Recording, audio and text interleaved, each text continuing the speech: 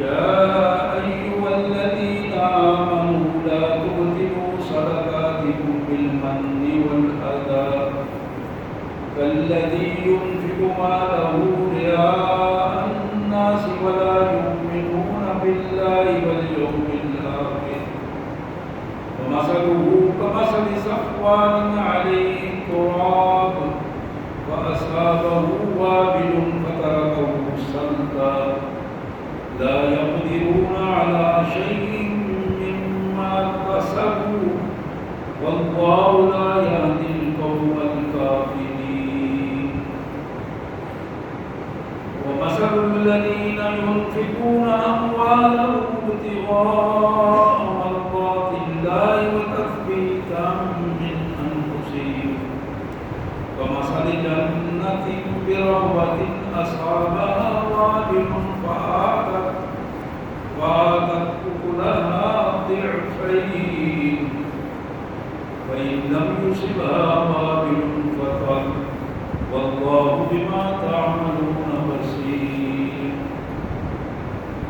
أيود أحدكم أن تكون له جنة من نخيل وأعناب تجري من تحتها الأنهار له فيها من كل الثمرات وأصابه الكبر وله ذرية ضعفاء وأصابها إعصار فيه نار فاحترقت كذلك يبين الله لكم الآيات لعلكم تتفكرون آمنت بالله صدق الله العظيم اللهم صل على سيدنا مولانا محمد وعلى آل سيدنا مولانا محمد وبارك وسلم اللہ کے پاک کلام قرآن مجید میں یہ تیسرا پارہ ہے اور سورہ البقرہ آیت نمبر 261 سے 266 تک سورہ البقرہ کی آیت نمبر 261 سے 266 تک کی آیات ہمارے ذہن مطالعہ آیات کریں گے انشاءاللہ۔ آئیے سب سے پہلے ان آیات کا سادہ سا مفہوم اللہ کے مبارک نام سے بڑا مہربان بہت زیادہ رحم کرنے والا ہے۔ مثل الذین ينفقون اموالهم فی سبیل اللہ کمثل حبۃ، جو لوگ اللہ کی راہ میں اپنے مالوں کو خرچ کرتے ہیں ان کی مثال اللہ نے اس طرح دی ہے جس طرح ایک دانہ زمین میں بویا جائے، انبتت سبع سنابل، اور وہ دانہ اگ کے پودا بنے اور اس پودے کی 7 شاخیں نکل آئیں، فی کل سنبلۃ مئۃ حبۃ، ہر شاخ میں 100 دانہ موجود ہو، واللہ یضاعف لمن یشاء،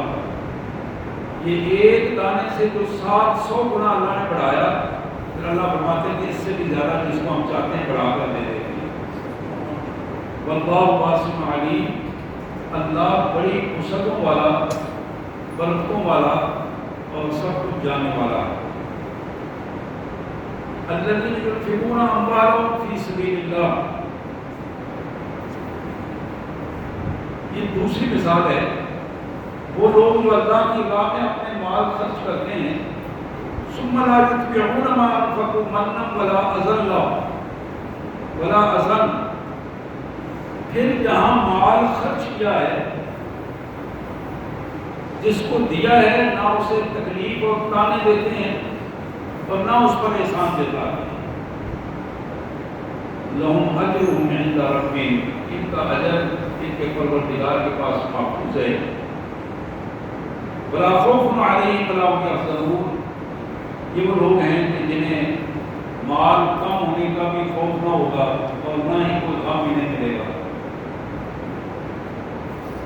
قول معروف ومغفرہ خیر من صدقہ یتبعها اذی، ایک خوبصورت میٹھا بول اور معاملات سے درگزر کر جانا، کسی کی غلطی کو معاف کر دینا، خیر من صدقہ، اس صدقے سے بہت بہتر ہے یتبع اذا، جس صدقے کو ادا کر کے اس کے پیچھے لوگوں کو طعن و تشریح کی جائے اور تکلیف دی جائے۔ واللہ غنی حلیم، اللہ غنی بھی ہے اور بڑا بردبار بھی ہے۔ یا ایھا الذین آمنوا لا تبطلوا صدقاتکم بالمن والأذی، ایمان والو جو تم صدقات خیرات اللہ کی راہ میں دیتے ہو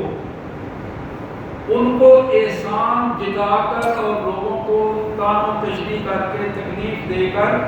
ضائع نہ کرنا، انہیں ضائع نہ کرنا۔ ایسا بندہ جو مال اللہ کی راہ میں بظاہر خرچ کر رہا ہے لیکن جہاں خرچ کیا ہے اس پر احسان بھی جتایا ہے، اسے تکلیف بھی دی ہے، فٹیکیں بھی ڈالی ہیں، اس کی مثال ينفق مالہ رئاء الناس، اس بندے کی مثال ہے جو لوگوں کے دکھاوے کے لیے مال خرچ کرتا ہے۔ ولا یؤمن باللہ والیوم الآخر، حقیقت میں یہ نہ تو اللہ پر ایمان لانے والا ہے نہ اس کو آخرت کی جوابدہی کا احساس ہے۔ ومثلہ کمثل الصفوان، اس کی مثال ایک چٹان کی ہے، علیہ التراب، جس چٹان پر مٹی کی تہ جمی ہوئی ہو، فأصابہ وابل، اور وہاں تیز بارش آئے، فترکہ صلدا، اور اس کو صاف ستھرا کر دے۔ ان کی نیکیاں اس طرح ضائع ہو جاتی ہیں جس طرح چٹان تیز بارش چٹان کو صاف کر دیتی ہے۔ لا یقدرون علی شیء مما کسبوا، جو انہوں نے کمانے کی کوشش کی تھی اس کمائی میں انہیں کچھ نہیں حاصل ہوا۔ واللہ لا یہدی القوم الکافرین، اللہ ایسے کافروں کو ہدایت نہیں دیتا۔ ومثل الذین ينفقون اموالهم ابتغاء مرضات اللہ وتثبیتا من انفسهم، ان لوگوں کی مثال جو اللہ کی راہ میں خالصتاً اپنے اللہ کو خوش کرنے کے لیے خرچ کرتے ہیں، اللہ کی راہ میں خرچ کرتے ہیں، مقصد صرف ایک ہے کہ ہمارا اللہ خوش ہو جائے، اللہ کی رضا مل جائے۔ وتثبیتا من انفسهم، تو دل کی خوشی سے وہ خرچ، ثابت قدمی سے وہ خرچ کرتے ہیں، اطمینان سے وہ خرچ کرتے ہیں، کوئی کلک اور پچھتاوا نہیں ہوتا ان کے دل میں۔ کمثل الجنہ، ان کی مثال ایک باغ کی مثال ہے، بربوۃ، جو اونچی زمین پر ہو، اصابہ وابل، اگر اسے بارش اس پر ہو، فآتت اکلہا ضعفین، تو پھر وہ اونچی جگہ والی باغ جو ہے وہ دوہرا پھل لاتا ہے۔ فَإِن يُصِبْهَا وَابِلٌ، اگر اسے تیز بارش موسلادھار بارش نہ ملے، فَطَلْ، تو پھر بعد اوس ہی اس کے لیے کافی ہو جاتی ہے، رات کی شبنم بھی اس کے لیے کافی ہو جاتی ہے، وہ اس کو خوراک مہیا کر دیتی ہے۔ وَاللَّهُ بِمَا تَعْمَلُونَ بَصِيرٌ، تم جو کچھ بھی کر رہے ہو اللہ اسے دیکھ رہا ہے۔ یہ بات یقین کر لو کہ اللہ دیکھ رہا ہے۔ یہ آخری آیت ہے، اس کو بھی ذرا توجہ سے سنیے، یہ نچوڑ ہے باقی قوم آیات کا۔ اللہ فرماتے ہیں اَیَوَدُّ أَحَدُکُمْ أَن تَکُونَ جَنَّةٌ مِّن نَخِیلٍ وَأَعْنَابٍ تَجْرِی مِن تَحْتِہَا الْأَنْہَارُ، تم میں سے کون ہے جو ایسا نہ چاہتا ہو؟ ہر بندہ یہ چاہتا ہے اس کو ایک باغ مل جائے،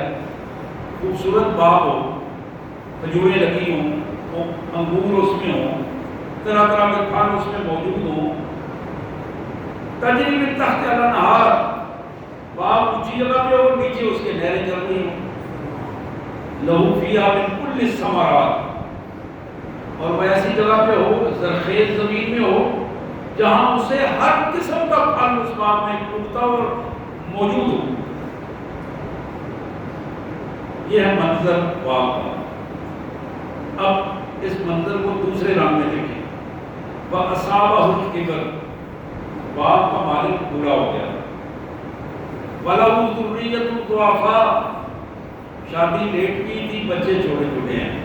وارث اس کے چھوٹے ہیں، اس کو سنبھالنے والے نہیں ہیں، وَأَصَابَهَا إِعْصَارٌ فِيهِ نَارٌ، باپ پر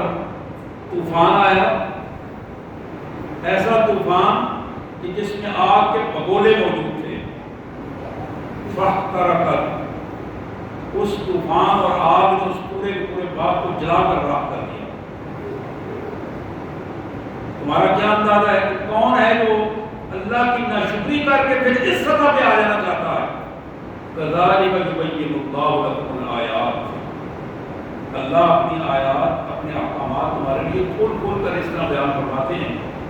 لَعَلَّكُمْ تَتَفَكَّرُونَ، تاکہ تم غور و فکر کرو اور بات تمہیں سمجھ آ جائے کہ جو کچھ دنیا کی زندگی ہے اس کی حقیقت کیا ہے، جو میرے پاس ہے اس کی حقیقت کیا ہے، اور جو اللہ کے احکامات ہیں وہ ان پر کس طرح عمل کرنا ہے۔ سبحان اللہ وبحمدہ، سبحان اللہ العظیم۔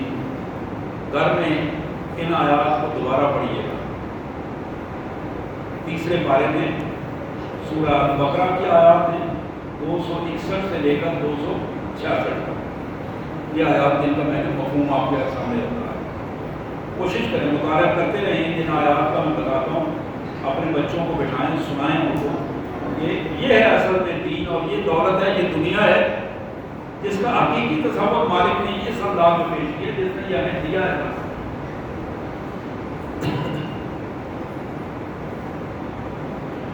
میں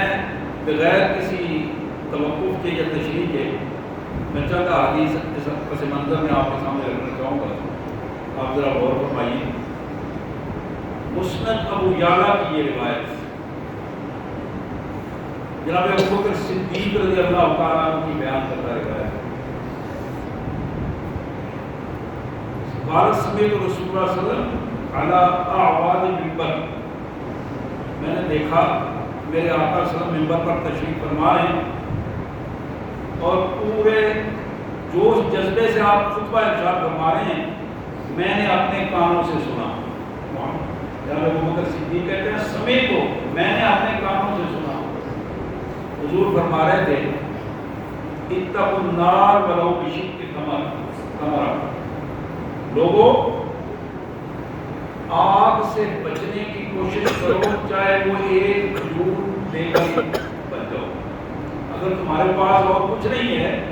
ایک دو کھجوریں صدقہ کر کے بھی تم آگ کو بجھا سکتے ہو، اس آگ کو اپنے سے دور کر سکتے ہو۔ جتنی صلاحیت مالک نے تمہیں دی ہے اتنا کچھ خرچ کر کے آگ سے بچنے کی کوشش کرو۔ ولو بشق تمرۃ فإنها تقیم العوج، یہ جو معمولی سا بھی صدقہ ہے بظاہر تھوڑا نظر آ رہا ہے، غریب آدمی ہے، اپنی تھوڑی کمائی میں سے اس نے اللہ کے راہ میں لگایا ہے، حضور نے فرمایا کہ اس کی زندگی کی ٹیڑھی چیزیں کو سیدھا کر دیں گے۔ تقیم العوج، زندگی میں جہاں جہاں ٹیڑھے ہیں ان کو یہ صدقہ، یہ تھوڑی سی خیرات جو خالص اللہ کی رضا کے لیے اور کوئی مقصد نہیں ہے، اللہ کی رضا کے لیے خرچ کیا ہوا یہ پیسہ اس بندے کی زندگی کے ٹیڑھے کیفیات کو دور کر، ٹیڑھے حالات کو دور کر دے گا۔ وَتُدْفَعُ بَيْضَةَ السُّوءِ، بری موت سے اسے بچائے گا۔ زندگی میں جو ٹیڑھے حالات ہیں، گنجلے ہوئے حالات ہیں، گنجلکیں ہیں زندگی کی، ان کو سیدھا کرے گا۔ اور دوسری بات حضور صلی اللہ علیہ وسلم نے فرمائی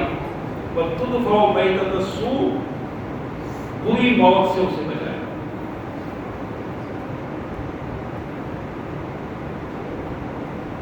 وَنَقَى مِنَ الْجَاعِ مَوْقِعَ مِنَ الشَّبْعَانِ، اور یہ صدقہ بھوکے آدمی کے پیٹ کو بھر دیتا ہے۔ تین چیزیں آپ نے ارشاد فرمائی، اللہ کی رضا کے لیے تو تم صدقہ کرو گے، پہلی چیز یہ ہے کہ زندگی میں جو تمہاری گنجلکیں ہیں، کام اور رکے ہوئے ہیں، ٹیڑھا پن آ گیا، اللہ اس ٹیڑھے پن کو درست کر دے گا۔ دوسری چیز فرمائی، بری موت کو اللہ تمہیں اس سے محفوظ کر دے گا، موت کی اذیتوں سے محفوظ کر دے گا،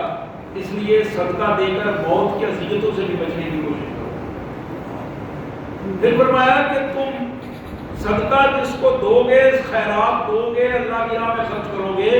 بھوکے کا پیٹ بھرے گا، وہ بھی تمہارے لیے دعائیں کرے گا۔ تو وہ کئی چیزیں مل کر تھوڑا سا مال خرچ کرنا تمہارے لیے زیادہ اجر کا سبب بن جائے گا۔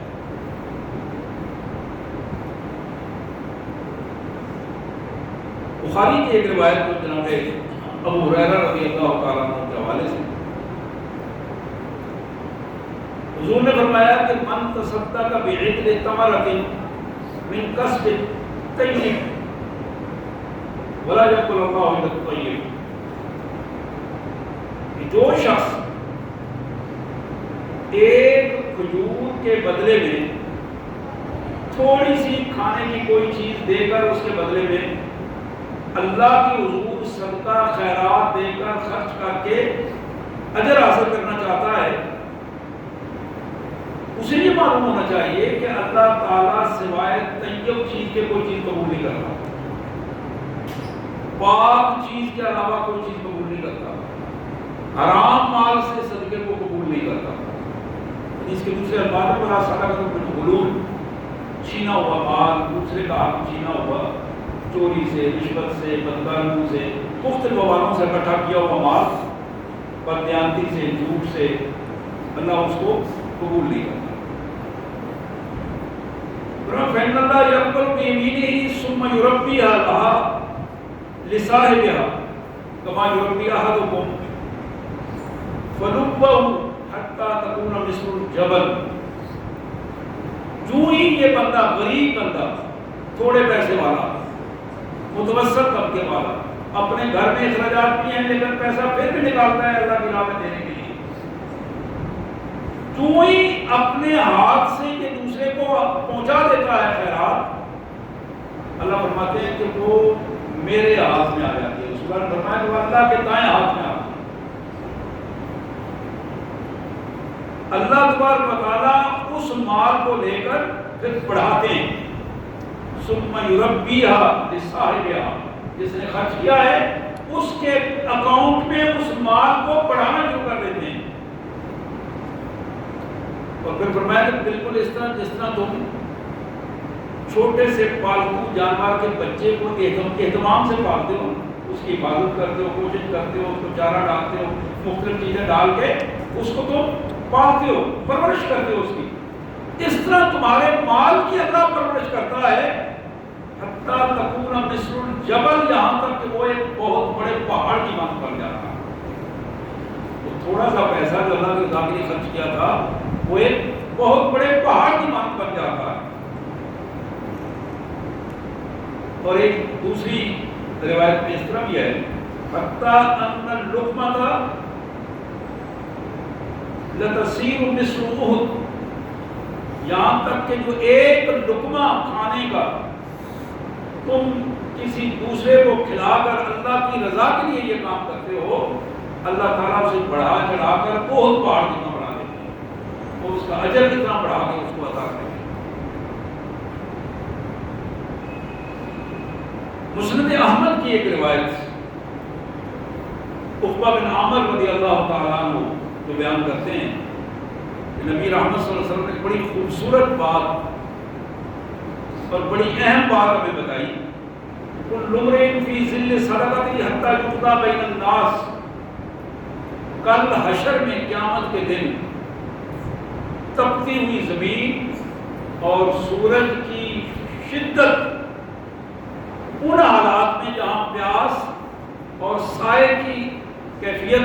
نہیں ہوگی تو سایہ کی ضرورت ہوگی، مانگے یہ سایہ ملے گا نہیں، عرش عظیم کے علاوہ کوئی سایہ نہیں ہوگا۔ وہاں اللہ کے رسول صلی اللہ علیہ وسلم نے فرمایا کہ دنیا میں جس آدمی نے اللہ کی راہ میں خیرات کی ہوگی اللہ کے لیے، بغیر اس کے کہ وہ کسی کے ریاکاری یا کسی بندے کو کے لیے ہو، کسی کو بتانے کے لیے، اللہ کے لیے خرچ کیا، وہ جو خرچ کیا وہ پیسہ ہے، حشر والے دن اس کے لیے وہ سایہ بن جائے گا، چھتری بن جائے گی، جہاں جہاں ہو جائے گا وہ سایہ اور چھتری کی صورت میں، وہ مال وہ خیرات جو اللہ کی راہ میں اس نے دیا تھا اس کے لیے وہ سایہ کی صورت میں حشر میں جتنی دیر رہے گا، حتیٰ یقضی الناس، یہاں تک کہ اللہ تعالیٰ لوگوں کے درمیان فیصلہ کر دیں گے، حشر کا معاملہ ختم ہو جائے گا، اس وقت تک اس بندے کو یہ سایہ میسر کرے گا۔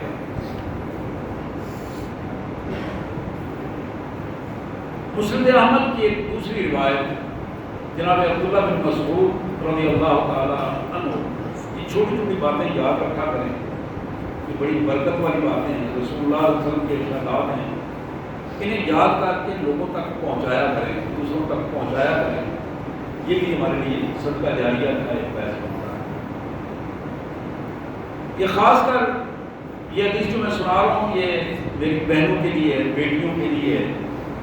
وہ اس پر غور فرمائیں، میری آواز جہاں تک جا رہی ہے۔ جناب عبداللہ بن مسعود کہتے ہیں کہ ایک دن رسول اللہ صلی اللہ علیہ وسلم خواتین کو خطاب فرما رہے تھے، اور اس خطاب میں آپ نے خصوصاً ارشاد فرمایا، تصدقنا یا معاشر النساء، اے خواتین کے گروہ، تمہارے لیے اللہ کا حکم یہ ہے کہ تم زیادہ سے زیادہ صدقہ دیا کرو، خیرات کیا کرو، اپنے خرچ میں سے، اخراجات میں سے بچا بچا کر اللہ کی رضا کے لیے خرچ کرنے کی کوشش کرو، زیادہ صدقہ دو۔ فَإِنَّكُنَّ أَكْثَرَ أَهْلِ جَهَنَّمَ يَوْمَ الْقِيَامَةِ، قیامت کے دن تم میں سے زیادہ خواتین جہنم کا حصہ بنیں گی۔ جہنم میں جو جگہ الاٹ ہوگی وہ خواتین کو زیادہ الاٹ ہوگی، اللہ کے رسول نے فرمایا، اس لیے اس جہنم کی الاٹی بننے کی بجائے جنت کی الاٹی بنے، اور اس کے لیے جو بنیادی وہاں سکہ رائج الوقت ہوگا وہ صدقہ ہوگا۔ انہوں نے فرمایا صدقہ دو گی تو جہنم سے بچ کر جنت کی طرف آ جاؤ گی۔ وقامت امرأۃ لیست من علیۃ عصا وقالت یا رسول اللہ لمن اعما اکثر اہل جہنم، ایک خاتون کے کھڑی ہو گئی، وہاں مدینہ منورہ کے کسی بڑے خاندان کی وہ خاتون تو نہیں تھی لیکن متوسط طبقے کی خاتون تھی، اس نے عرض کیا اللہ کے رسول صلی اللہ علیہ وسلم، ہم ہی کیوں جہنم میں سب سے زیادہ جائیں گی، یعنی خواتین کیوں جائیں گی جہنم میں سب سے زیادہ؟ حضور نے فرمایا لِأَنَّكُنَّ تَكْسُرْنَ اللَّعْنَ وَتَكْفُرْنَ الْعَشِيرَ، دو کام ایسے ہیں جو تم بلا وجہ بھی کرتی رہتی ہو اور یہ جہنم کا باعث بنے گی۔ ایک تو یہ ہے کہ تمہاری زبان پر لام تام زیادہ آتا ہے، شکوے شکایتیں زیادہ آتی ہیں، بات کوئی بھی بات اوقات نہ ہو، اس کی بنیاد کوئی بھی نہ ہو، پھر بھی تم لام تام ضرور کرتی رہتی ہو کسی نہ کسی کو، بعض بار بچوں کو، بعض بار رشتہ داروں کو، بعض بار مانگنے والوں کو، مختلف حوالوں سے، اس لام تام سے بچنے کی کوشش کرو۔ پھر فرمایا اپنے خامد کی ناشکری کرنے سے بچو، اگر کسی وقت وہ تمہیں اپنے حالات کے مطابق کم خرچ بھی دے دے، تمہاری ضرورتیں کسی وقت پوری ساری کی ساری پوری ہونے سے رہ بھی جائیں، اس کی شکر گزار بنو، اللہ کی شکر گزار بنو جس نے اس کے ذریعے تمہیں یہ مال و دولت کا سلسلہ دیا ہے، ورنہ جتنا تم اس اپنے خامد کی ناشکری بنو گی، جتنا تم لوگوں پر لام تام کرو گی، اتنا ہی تمہارے لیے جہنم کے راستے آسان ہوں گے۔ اس حوالے سے میں بہنوں تک یہ پیغام پہنچانا چاہتا ہوں محمد رسول اللہ صلی اللہ علیہ وسلم کا، آپ نے فرمایا کہ تم زیادہ سے زیادہ کوشش کرو کہ صدقات، ایک حدیث میں آتا ہے کہ رسول اللہ صلی اللہ علیہ وسلم سے ایک خاتون نے پوچھا یا رسول اللہ میرا خامد بڑا بخیل ہے، پیسے سمیٹ کے رکھتا ہے، دیتا نہیں ہے، گھر کے اخراجات زیادہ ہیں، چھوٹے چھوٹے بچے ہیں، تو کیا میں اس کی اجازت کے بغیر ضرورت پوری کر لیا کروں؟ آپ نے فرمایا کہ ضرورت سے زیادہ نہ لیا کرو، تو جتنی تمہاری اصل ضرورت ہو اس کی جیب سے نکال لیا کرو، اگر وہ خود نہیں دیتا اس کی جیب سے نکال لیا کرو، اتنا جتنی تمہاری ضرورت ہے۔ یہ بخیل خامد کے لیے، جو خامد خود اخراجات پورا کرتا ہے اس کے لیے نہیں ہے، یہ عام اجازت نہیں ہے، لیکن یہ اس خاتون کو حضور صلی اللہ علیہ وسلم نے اجازت دی جو جس کا خامد بخیل ہے، پیسے ہونے کے باوجود گھر کے معاملات میں خرچ نہیں کرتا، باہر خرچ کرتا رہتا ہے۔ اسی طرح ایک حدیث میں آتا ہے کہ رسول اللہ صلی اللہ علیہ وسلم نے فرمایا کہ اگر وہ بخیل خامد اپنی بیوی بچوں پر خرچ بھی نہیں کرتا اور اللہ کے راستے میں خرچ کرنے کے لیے اسے پیسہ ہی نہیں دیتا، تو ظاہر ہے وہ خود تو کام نہیں کرتی کہ اس کے پاس پیسہ آئے، اس نے خرچ پہ نہیں بچانا ہے۔ اس کو بھی یہ اجازت تھی کہ تم خامد کے پیسے سے اس کی اجازت کے بغیر خرچ کر سکتی ہو، لیکن محدود انداز۔ حضرات، یہ سنن نسائی کی یہ حدیث، نسائی،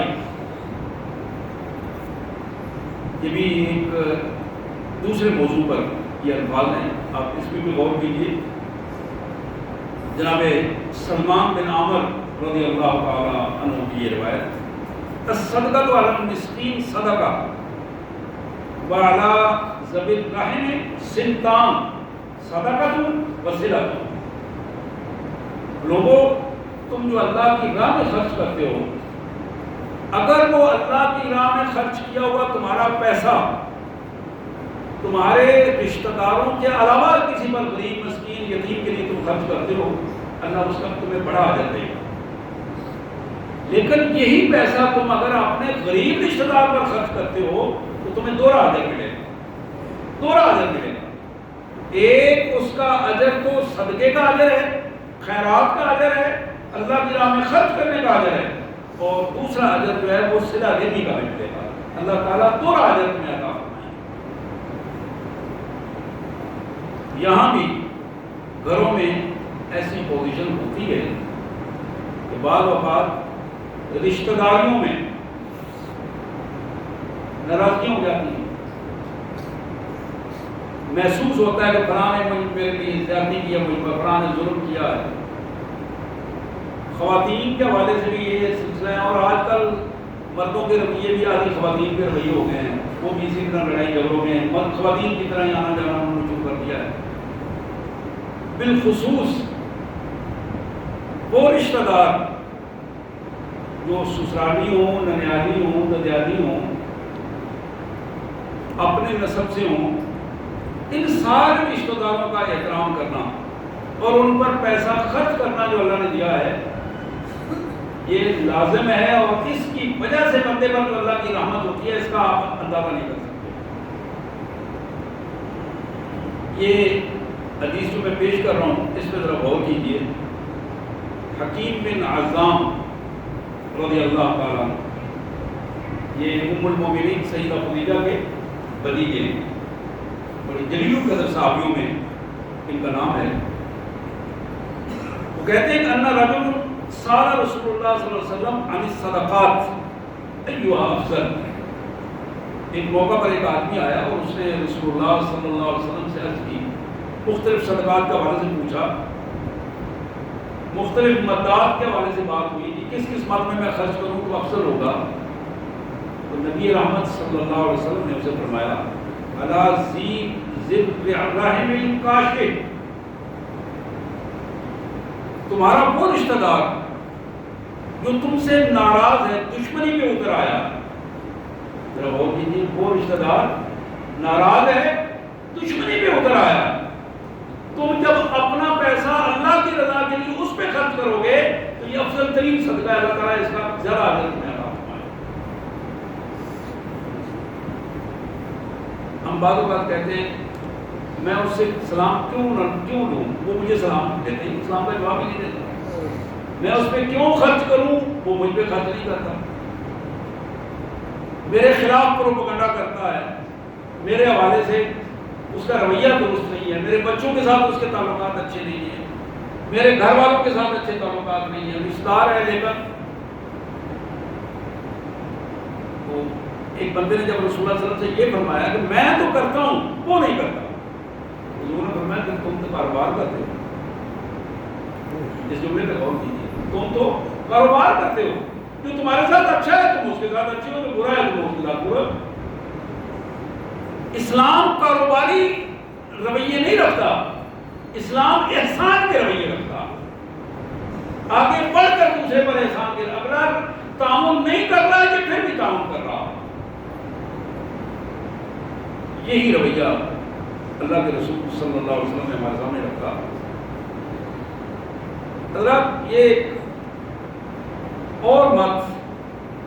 ابن ماجہ کی یہ حدیث ایک تیسرا فیلڈ جناب ابو ہریرہ رضی اللہ تعالیٰ عنہ کی یہ روایت، اِنَّا مِمَّا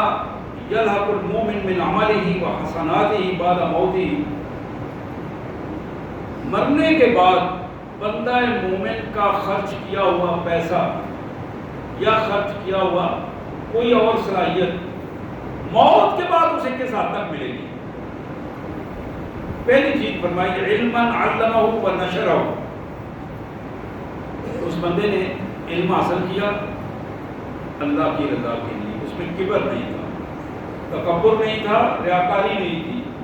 اللہ کی رضا کے لیے حاصل کیا اور اسے اللہ کی مخلوق تک پہنچایا خالصتاً اللہ کی رضا کے لیے، علمہ و نشرہ، یہ علم اس کی موت کے بعد بھی اس کے لیے اجر کا باعث ہے۔ پھر فرمایا او ولدا صالحا ترکہ، اس نے مرنے کے بعد اپنے پیچھے ایسی نیک اولاد چھوڑی،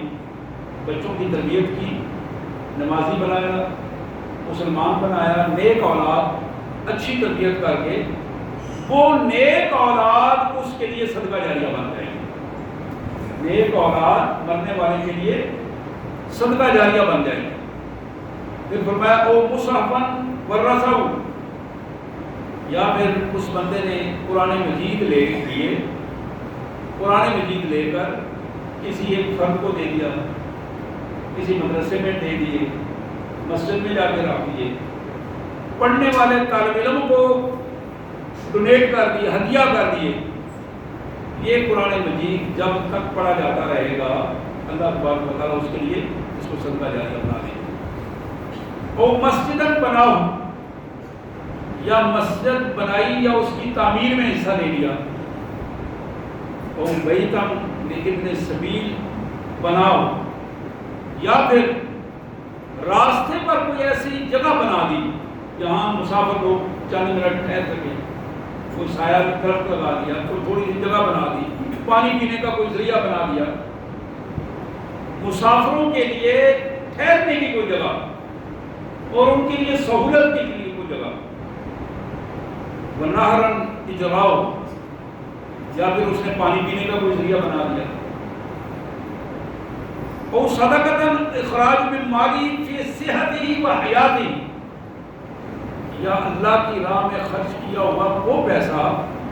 جو اس نے اپنی زندگی میں اور اپنی صحت کے ساتھ خرچ کیا۔ غور کیجیے، دو شرطیں لگائی حضور نے، جب بندہ بیمار ہو وہ بے بسی کی کیفیت ہو، بندہ بیمار ہو بے بسی کی کیفیت میں، بندہ مرض الموت میں ہو بے بسی کی کیفیت میں ہوتا، خرچ کرے نہ کرے وہ اجر نہیں ملتا اسے۔ جب وہ سانس اکڑ رہا ہو پھر وہ کہہ رہا ہو کہ میری وہ فلاں فلاں فلاں چیز فلاں فلاں کو دے دو، اس کا کوئی اجر نہیں ہے۔ فی صحتہ و حیاتہ، تم تندرست ہو، پیسہ خرچنے کو دل اندر سے نہیں کر رہا، پھر تم خوشی سے پیسہ خرچتے ہو۔ خوشی کیا ہے؟ اللہ کے یہاں اجر کی خوشی ہے، اللہ سے ملاقات کی خوشی ہے کہ یہ پیسہ لگا کے میں اپنے اللہ کے زیادہ قریب ہو جاؤں گا، اللہ کی رضا مجھے حاصل ہوگی، اور تندرستی اور زندگی کی کیفیت میں یہ سب کچھ کیا۔ تو پھر فرمایا تلحقو من بعد موتہ، یہ ساری کیفیات اس بندے کو صدقہ جاریہ کی صورت میں موت کے بعد حاصل ہوتے ہیں، موت کے بعد ملے گی اسے۔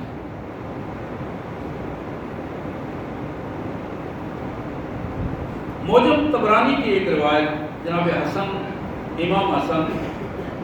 حسن بن علی رضی اللہ تعالی عنہ کی یہ روایت فرماتے ہیں کہ میرے رسول، میرے آقا، میرے نانا نے یہ روایت جب بیان کی تو انہوں نے ساتھ اللہ کا حوالہ دیا، فیما یروی عن ربی، اللہ سے روایت فرمائی، اور یہ روایت حدیث قدسی کی صورت ہے۔ اللہ فرماتے ہیں یا ابن آدم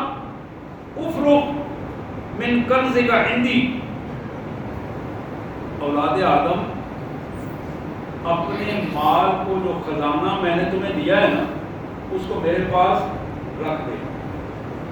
میرے پاس محفوظ کر دے، میرے پاس رکھ دو۔ اپنے پاس رکھنے کی بجائے کوئی لمبا چوڑا بینک بیلنس بنانے کی بجائے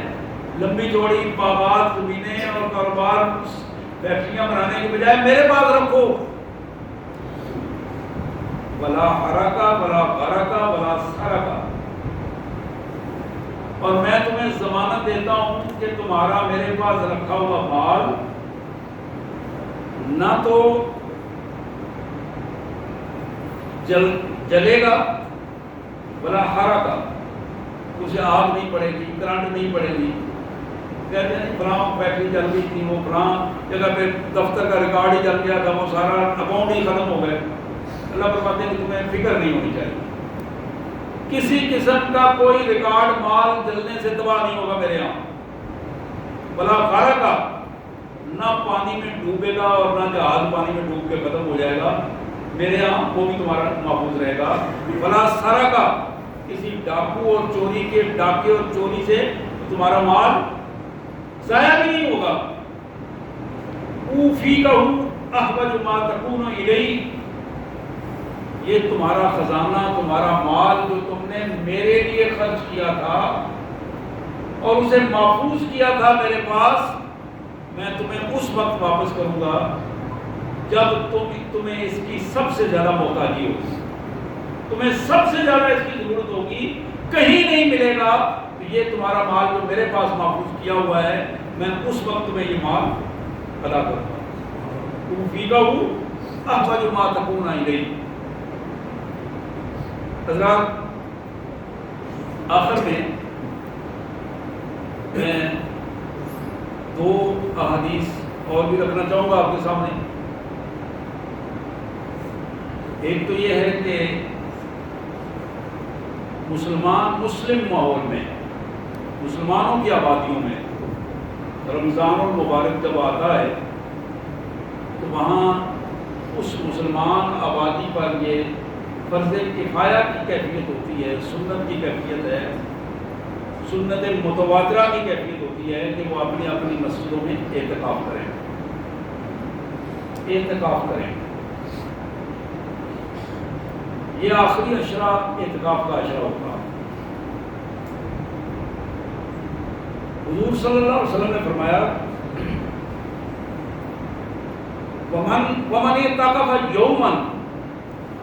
ابتغاء وجہ اللہ تعالی عز وجل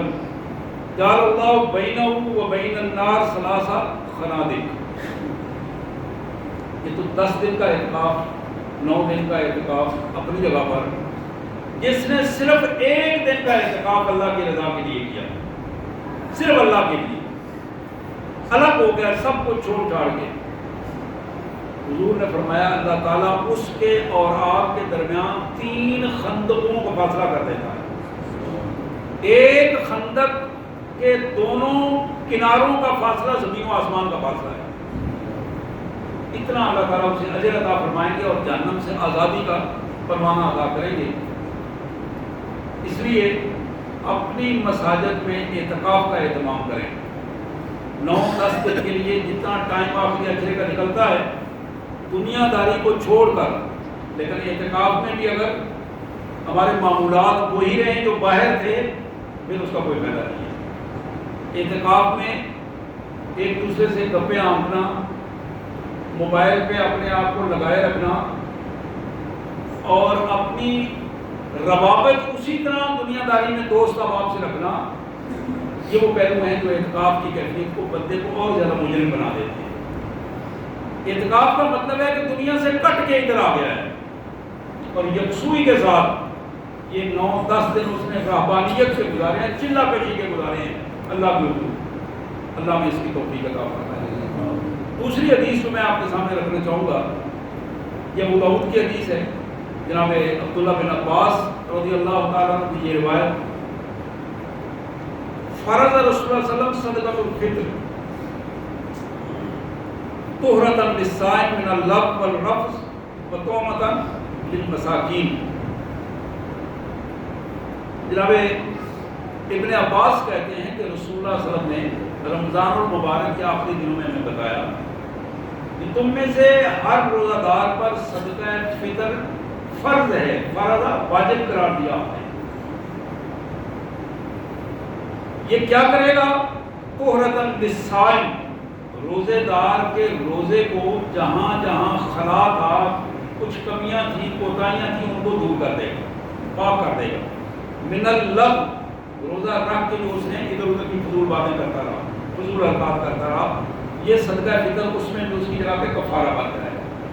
والرفث، اور کہیں نہ کہیں غیر متوازن رویہ اپنے گھروں میں وہ کرتا رہا،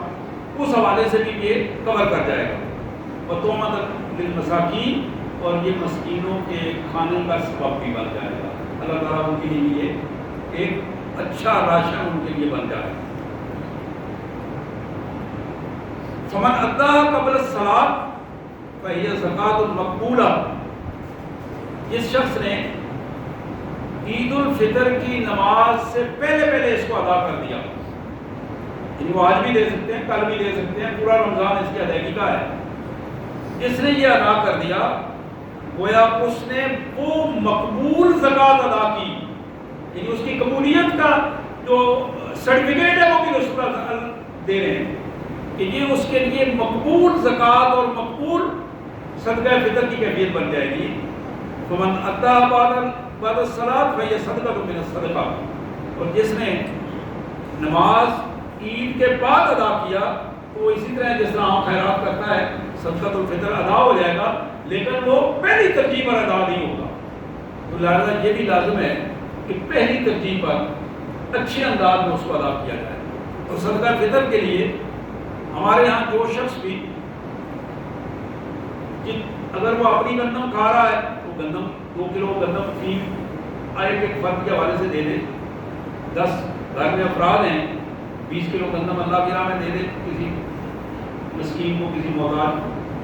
پیسے دینا چاہتے ہیں تو گندم کا جو ریٹ ہے وہ دے دے. اگر کوئی بندہ آٹا ڈائریکٹ لے کے کھا رہا ہے، چکی سے لے کر کھا رہا ہے، جس ریٹ پہ وہ کھا رہا ہے 2 کلو آٹے کے پیسے لگا لے. اگر وہ بازار کا آٹا لے کے کھا رہا ہے اس کا جو ریٹ ہے اس کے اعتبار سے وہ دے دے. یعنی ہر ایک کے لیے آسانی ہے، ہر ایک کے لیے ایک پیمانہ نہیں ہے. اپنی طبیعت کے مطابق، اپنے حالات کے مطابق جو کچھ جہاں سے وہ کھا رہا ہے اس میں 2 کلو یعنی کم از کم 2.25 کلو 2.5 کلو بھی دے سکتا ہے، 2.25 کلو بھی دے سکتا ہے. علماء کی مختلف اس میں حساب کی تفاصیل ہے، لیکن مجموعی طور پر 2 کلو سے سلسلہ پورا ہو جائے گا کم از کم. اس انداز میں صدقہ فطر کو ادا کرنا جتنی جلدی ممکن ہو اتنا زیادہ اہم ہے. یہ باتیں بظاہر چھوٹ چکی ہیں، لیکن میرے انتہائی واجب الاحترام بھائیوں اور بہنوں، نہیں معلوم کہ